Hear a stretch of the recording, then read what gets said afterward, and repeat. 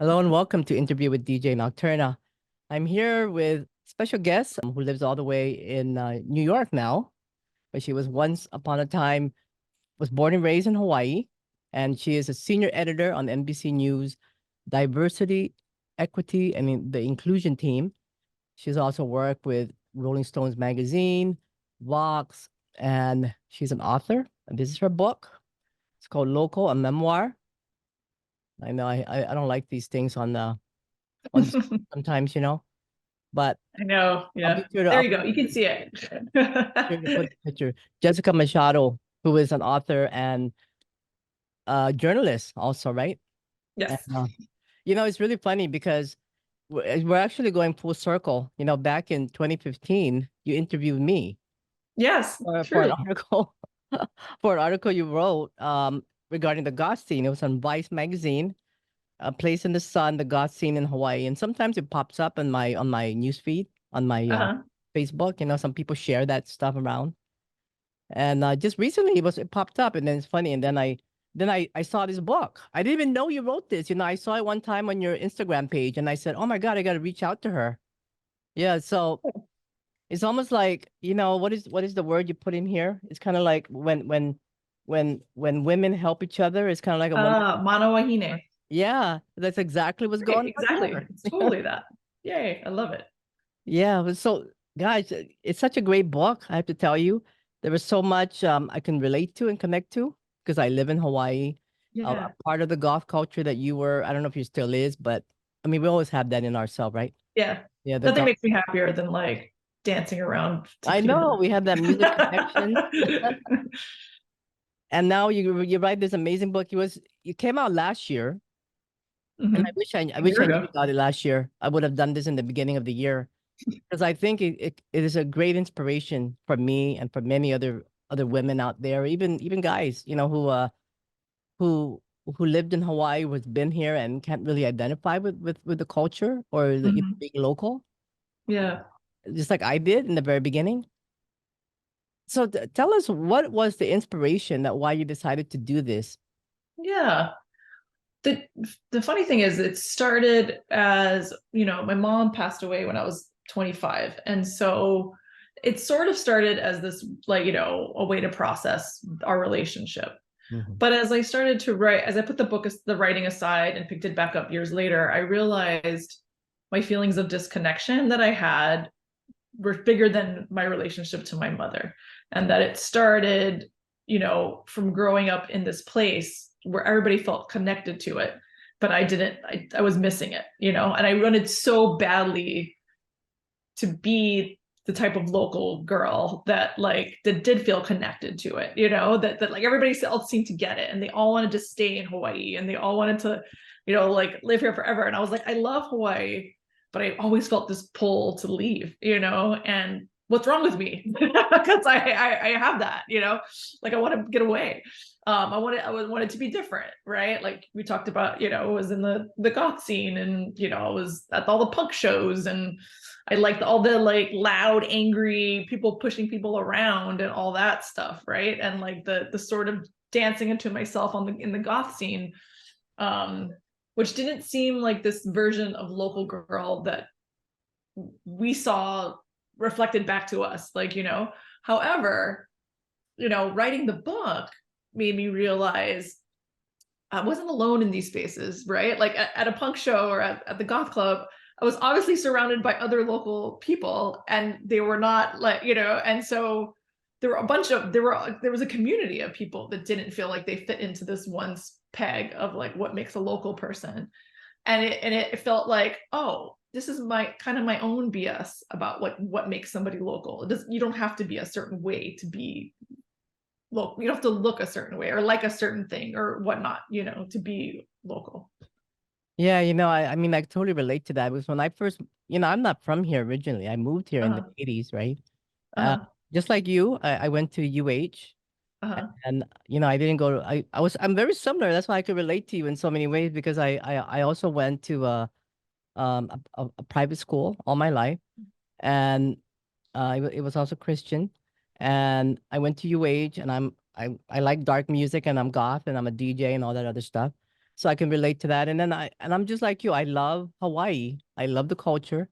I love the food, and like all these things Oh, you yes. mentioned, like zippies, and it's funny because every time somebody comes to Hawaii or they come back like you go, oh my God, I have to have zippies, or I have to go here, or I got to do this. One Yep. of the things, and that's all part of like you love Hawaii, right? Hmm. So it's just interesting how you put that all together and you made it so entertaining for the reader Oh, that I'm thanks. sure many people who read this book can relate. But not only that, you also incorporated um, Hawaiian culture in here and Hawaiian mythology, which is so important. And I think that's like, and this is not just for the locals who live here, it's for anybody who Yeah. loves Hawaii and they just want to know a little Yeah. bit about it. This would be Yeah. I want to learn about it, right? Like almost the like what do you call the self-help book or whatever you want to call it, I right? hope that'd be nice. Maybe it helps somebody. Yeah, I think it can, especially is even got people like, Yeah. and you talk about your family, right? Your mom who was a Southern Belle, right? Hmm. And I actually saw a picture. I looked it up. And she's Uh-huh. beautiful. And so is Yeah. your dad. Your dad is Portuguese Hawaiian. So Hmm. you kind of have that mixture. And you were the only child in the very beginning, right? Yeah. I So was their own child. Yeah. yeah, so you got a lot of attention. And the thing is, your mother was I can see where your skill as a writer and as an editor, and you're good in writing books and all that stuff from you got it from your mother, right? For one, Yeah. she's a school teacher, right? Educator. Hmm. And your dad was um what is it, a landscaper. Yeah. Hmm. So you felt that connection to the land in that way, right? Yeah. It's funny. I don't think I understood it growing up, though. It wasn't until I moved away that Mm. and actually the further I kept moving away that I yearned to have that connection to the land. Like I first lived in the book, it takes place in LA, and when I first moved, like in Hawaii growing up, and then LA when I moved. But after that, the book ends, like I moved to Portland, Oregon for grad school. I live in New York now. I've been here for 14 years. And Mm. it took me, I think, um, really the further I moved away, the more I wanted to connect to that land. I wanted to understand my Hawaiian culture. I wanted to understand, like I would come home and I would like feel the air and I would cry, like I would just, it just feels different in Hawaii, right? Um, the ocean, right? Like again, I was a goth kid growing up, so I'd be like, oh, the daylight, like I didn't like go to the beach much, and I was like, oh, whatever, but I, obviously like living far away and not living in a winter in New York and like coming back and it's like being in the water, it's just so healing and it feels so different now. There's nothing, the ocean in Hawaii is like no other ocean. We Oh go to yeah, the ocean here in the Rockaways or whatever in New yeah, York, I and echo that. it's fine. Like, you know what I mean? It does the trick for like going to the beach in the summer, but it's not the same water, Oh, it I doesn't have the same mana, that the water in Hawaii has. And it took moving away and it took sort of like losing it to appreciate it, I think. hmm And Hawaii is one of the few places that you can actually go to a restaurant and sit and watch the ocean. Yeah. There for a drink. I mean, you really. I mean, I'm sure that. Yeah, of course, you go to like places in Europe and things like that. But what I'm saying is, there's nothing like Hawaii, and you're absolutely right. And that's how I feel too. You Yeah, it was so wild. Like when I came back, so when I got this book deal, it was the pandemic, and we were in New York and we were stuck in our apartments, and like you couldn't go anywhere. And Oh, then the last few months before it was due, like restrictions opened up, and I got vaccinated and whatever, and I came back to Hawaii. And just to like, because I was like, how can I write a book about Hawaii and not be there and like not smell it, not feel it, not be around it, right? So I came back for a few weeks. And I went back up to where I lived for a while in Makakilo, and it blew my mind that like in one of the houses we lived in, you could see the ocean from the yard. But like I didn't even just so privileged. Like I didn't even notice that growing oh up, yeah, right? Because like, yeah. the ocean is Wow. everywhere in Hawaii, right? So that's all Yeah. growing up, right? Is like you so take it for, I'm like, I cannot believe I had an ocean view. as a child, and I didn't like now I can't you barely afford a hotel with an ocean view and I go to stay somewhere, right? And it's just like, wow, I mean, what an idiot. Like I just took it for granted. No, I totally understand that. I'm the same Yeah. way when I first got here. I didn't want to go to the beach. I didn't want to go to the Yeah. sun. And then there's a beautiful ocean we're surrounded by ocean. But so so you started writing this. When was the time frame when you got this idea and you wanted to start doing it and you kind of Yeah, so when I was in grad school, which was quite a while ago, it was like 15 so years ago, more than that even. I this was but kind of what I wanted to write about. Was it not I wanted, like I said, I wanted to write about my mom's and I's relationship, and so I wrote for my thesis, I wrote something then that was like a version of this. I put it away for quite some time. And then I realized, like I said, what was missing was like writing about Hawaii and my disconnection there and my dad and like, and like our relationship to Hawaiian culture and how we sort of like ignored it, even though my dad is Native Hawaiian, and so I realized like I first of all needed to educate myself about my own ancestry and culture, and it felt really important. At the same time, parallel to writing this book was that my career became as a journalist became covering and editing stories that dealt with identity. So obviously I was drawn to this work in my 9-to-5 job, because I had my own weird relationship with identity, right? Like, it's like am I Haole? Am I local? Am I, you know what I mean? In some spaces I just look white. In some spaces I look mixed. I'm Native Hawaiian, but we didn't talk about it that much. It's just like this very complicated thing. And so, yeah, like and so writing, and so in my real job, in my day-to-day job, like, I had learned all this American history about like civil rights and like, and we wrote about, race and oppression and sexuality and gender and like so many different ways. And I realized I needed to go back and do that work from my own ancestry and from my own place I grew up in, the culture I grew up in. And so that's where sort of the genesis of the book came from, where it's like, okay, I want to weave in this history. I want to weave in how not knowing this history informed me as a kid, like, and why, like, like how, or the way we were told stories about Hawaii, especially in private school, especially in the 80s, it was very watered down and not accurate, and so yeah, like, I wanted to incorporate that, and I wanted to write a book about my love of Hawaii, but also like this complicated relationship I have with like not feeling like I totally fit in at the same time.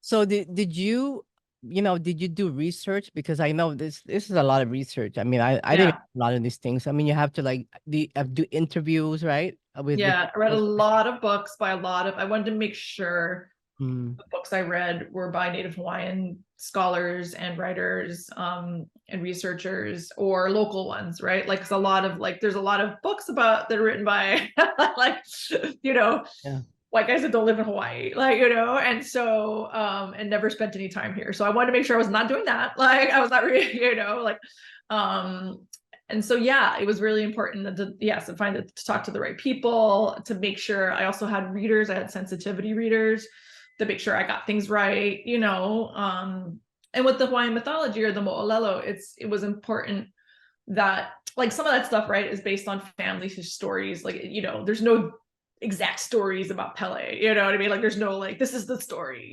but I wanted to make sure the vibe was correct, right? And that I was like, I wasn't injecting some weird bias of my own or something, And like I was mentioning that I wore this for you because it's Yay! LA. See? Awesome. Oh my God, she's so rad. I love her so Yeah. much. Yeah, I mean that's the reason I bought this shirt. I don't normally wear this color. I really don't, but I figured, okay, one blue. This is the blue that I wouldn't wear because I like it darker, but Yeah, because it of looks Pele, good. she's the goddess, right? So she's a Yeah. so that's Do you how still sell those shirts? Because I want a shirt like that. that's how connected I am with Hawaii. It just shows when I buy this kind of stuff. But back in the day, I mean, I didn't even know what, it's just so I understand the transition, the transformation that you probably went through. And Mhm. what I love about your book too is how you when I read it, I feel all the senses, you know, Cool. the touch, the smell, the feel. Um, I could even hear it. You know, you mentioned something here about Oscar de la Renta. Uh, Now that scent, I absolutely know what that scent is because that's so funny. Awesome. I have a friend that actually used that perfume back in the 80s. I don't know if it's still around. You know, honestly, I don't know. Yeah. Remember the little bottles, like the squiggly black top, right? Yeah. It's almost like poison. You know, the other I don't know if you Yes, I that, remember. Yeah. yeah, those were Perfume all was so part. big in the 80s, I feel You like, in a know, way that it never has been since or something. I don't so know. your book has totally all these different timelines. You know, that kind of. And then I living in Hawaii, you talk about a lot about the places that are no longer anymore. So it's kind of reminiscent. So I kind of, Yeah. yeah, I'm kind of like, oh yeah, the What was that? way. It was the one about the laundromat, like behind the wave. That's the bar. I mean, I loved that place. Obviously, it was Yeah, gone. yeah. It was you know what? Believe it or not, that's not there anymore. But they have another kind of similar to it. I've never been to it yet though. It's a bar, Oh, right?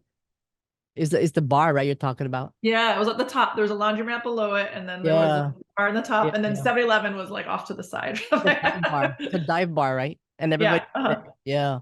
So I could totally relate. You even talked about how you went to the Kahala neighborhood, and I did the same thing. You know, we would go Yeah. to You go to the the beach Kahala. and go drinking on the beach, and Yeah, yeah. there's a little trail that goes to the Diamond Head Hmm. Road, and then you go down there, and you go in the back of somebody's house, and you just watch the. I mean, that's totally what I did too. Yeah. That's so funny. And gosh, yeah, that's what I felt all of these things is because and then you mentioned like Hawaii is such a spiritual place, and it really is. That's why I always tell everybody, you know. It's a spiritual place. I mean, you It have all is. these things, you know, you got to watch out for the night marchers, you know, you don't put pork in your car on the way to Kailua. You go down Yeah. the highway. They go, "What?" Yeah. But, you know, it's one of those things where you just believe it and just don't do it. Just don't do it. Yeah. Like, don't question it. Just don't do it.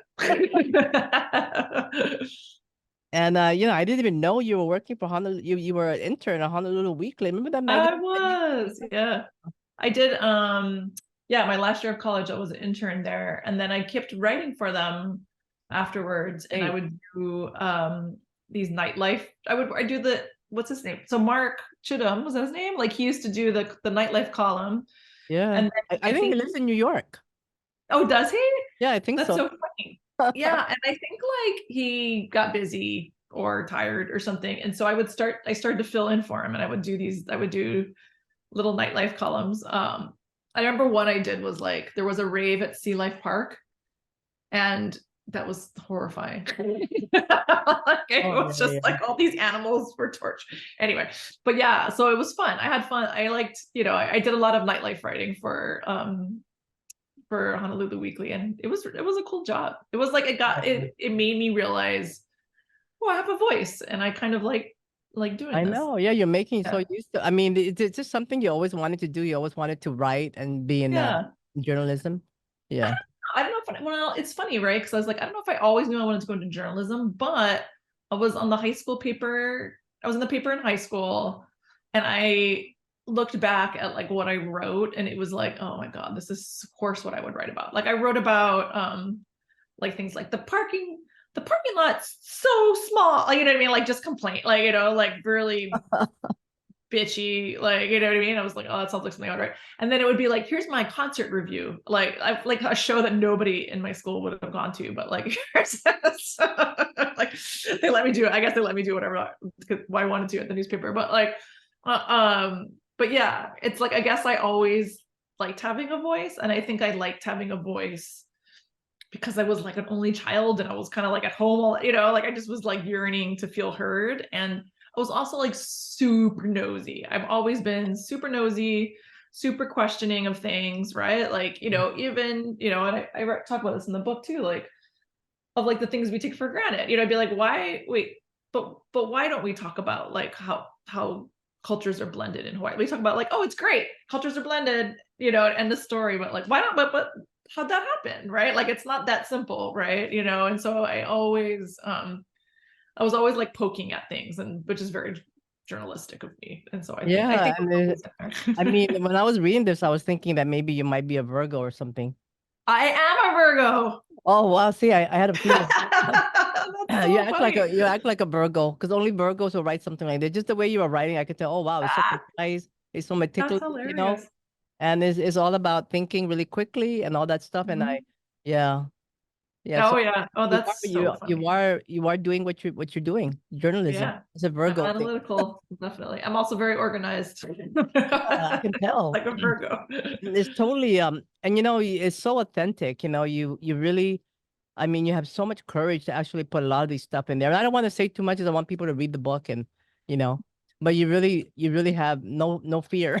And that's Thanks. really, I mean, it takes a lot of courage to put some of these things in there. Like if I was gonna write a book, I don't know if I could say a lot of things about myself. Yeah, I yeah. would probably keep it hidden. Probably because I have a Scorpio ascendant, so I'm kind of hidden in so many ways. But, that's really so much bravery. So if anybody want to write a book, they could say, "Oh, well, I could do that too." Yeah, I'm not gonna be afraid to say what I feel.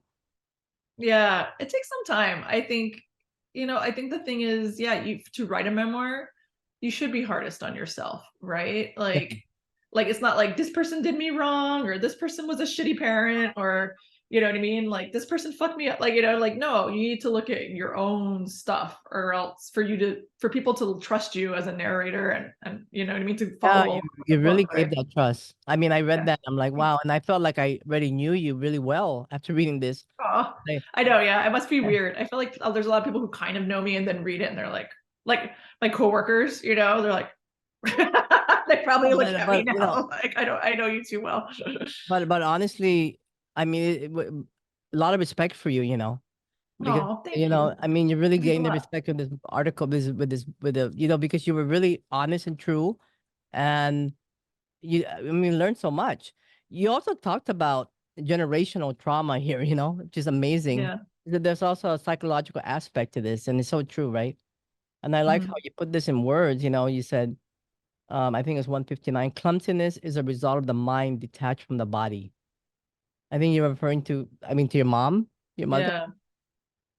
and so and you traumas and affected the immune system, including inflammation, worsening disease. And yeah, I kind of that's kind of is true, right? Yeah. Yeah. When people, No, yeah, when I people, feel it. yeah, when people Like, realize trauma, when they mhm. recognize it, is when it's healed. I mean, do you Yeah. feel And my like, mom she would have not recognized it or dealt with it or talked about it. And she died at 58, and it's like, wow, I don't want that for myself, like, but yeah, it's sad. Like I wasn't, I don't want to like again ruin the book, but there are things I didn't know about her until after she had died. And when I found out of the things that she had held, I was like, that makes so much sense now. It yeah, makes so much sense why she was so sick all the time. Like, and why hmm, she had this outward perfectionism. Like she always wanted to appear so perfect, like whether it was her mascara or the how pleasant she was. I mean, she was lovely. She was a genuinely kind-hearted, lovely woman, but she was very into the outward, how people perceived her. And so, um, hmm, and I felt like that's a wall, right, for not kind of dealing with the stuff that's yeah. going on inside, right? Yeah. I mean, I feel like you transform with writing this book, right? I feel it helped. Yeah. You feel it has helped you in healing in any way? Yeah, I think so. Definitely. Yeah. Yeah. I think I had to do some healing before starting it. So I wasn't so unself-aware but when I was writing it. However, it definitely has. It's definitely feels, especially, with the stuff about my own identity and like understanding that I am Hawaiian enough. Like I don't need to look a certain way or, speak fluent, Hawaiian or, I don't need to speak pidgin to be like somebody like a local from Hawaii. Like there's certain things that like I realize like is my own shit I can get over, and so there's some healing in that way.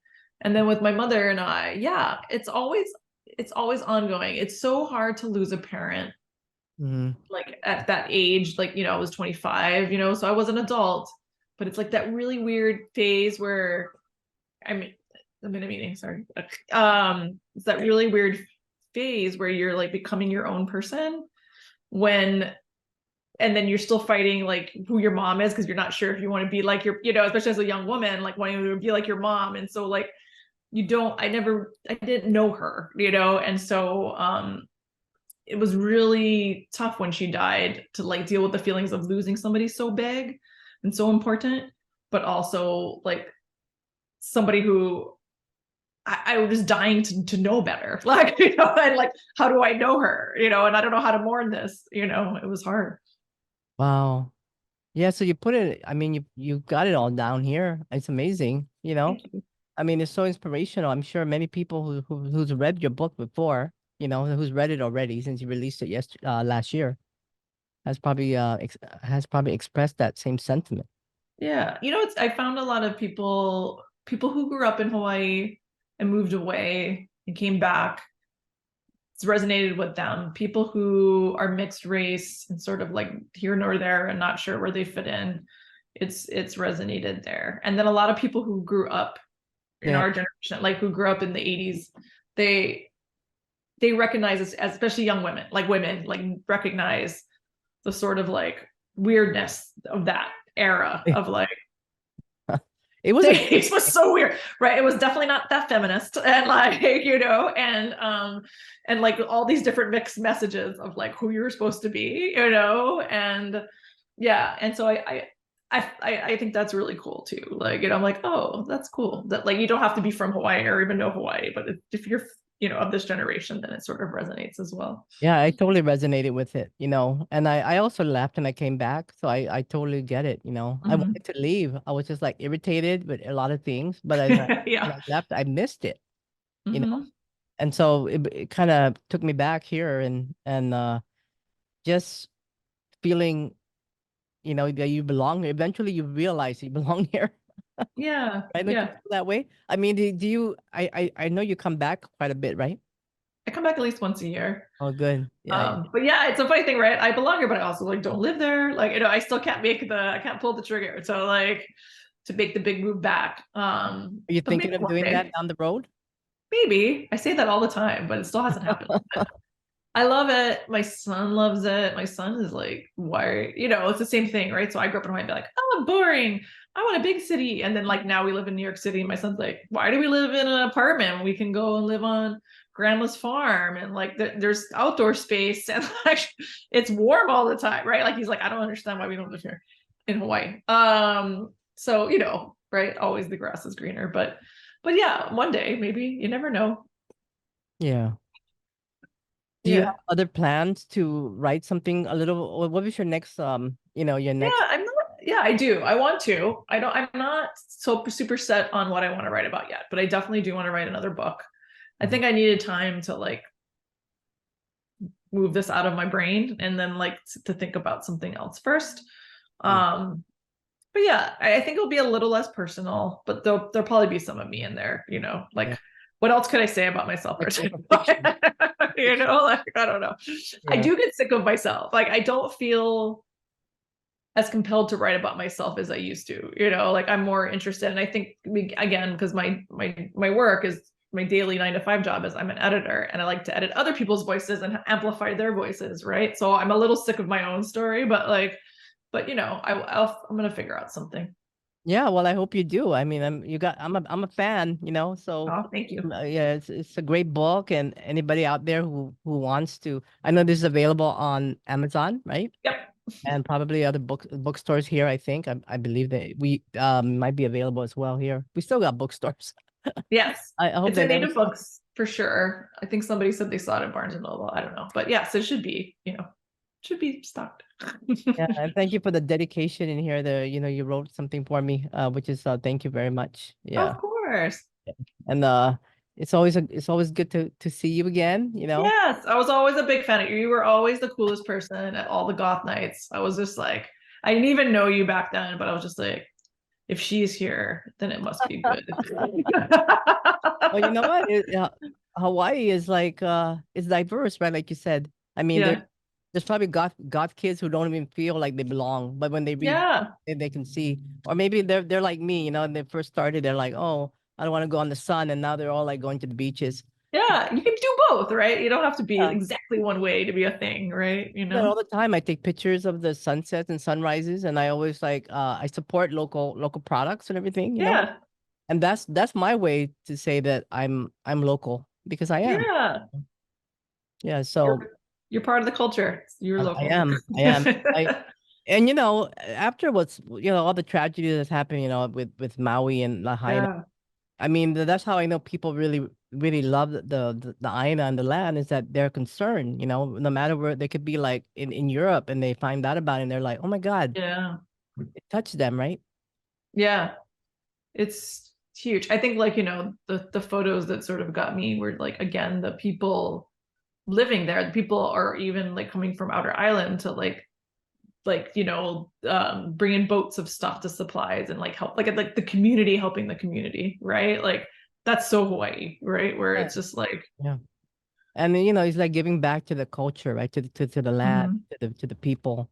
That's yeah, what I feel is local and helping out in any way you can. 100%. You have to, Give back. yeah. To me, what makes somebody local is you have to understand how important the Aina is. You have to understand, you have to care about the culture. You have to understand that like your job is to like respect those things first before, like you Right. can't just come in here and be like, yo, like, and like Yeah. think you're better than anyone else or not take that time or that respect. I think like that's what's most important about being Yeah, local. that's totally true. And you nailed it. There's so many words in here that I didn't even know about. Uh, Mhm. and I'm glad so it's an educational book in that regard because if people wanted to know a little bit more about Hawaiian words, Hawaiian culture, Hawaiian mythology, this is the book, Local Thank you. Memoir, Jessica Machado. And your brother, big shout out to him. I ran into him the other week at coming out in Waimanalo. So Marshall Yeah, in the book. So when you I say know he's in there. Yeah, he goes, he my made my a dedication and he's even in the book in the yeah, like, and you mentioned out the little about the scene Marshall. too, keeping it real. He was a little Marshall at the time. He was only I don't know, 4 years old or something like that. I know, yeah. He's so funny. When I saw him, I was like, we were talking about there's a piece in the book about me, where like I got mad at him and I like banged his head in and he had the scar and he had the scar forever. And like, and I was like, that made it into the book. He goes, it did? He's like, oh, I couldn't get past chapter 2. It's hard. It's hard for family to read some of this stuff too, right? So it's like, but anyway, you Yeah. can tell him about it. I know if I see him again. Yeah. No. But gosh, thank you so much for being on the Yeah, of show course. and I look forward to your next one. Thank you. Yeah, me too. Let's hope I get it together this year. Oh, Mahalo. and by the way, so if people wanted to check your site, Jessica, let me see. Yeah. Let me just make sure I got the name right. So it's Jessica dash Machado.com. Mhm. Or Yep. Machad. And I'll put a link on the bottom of the the page. Sweet. Thank Right. you. Okay. All right. One moment. One moment.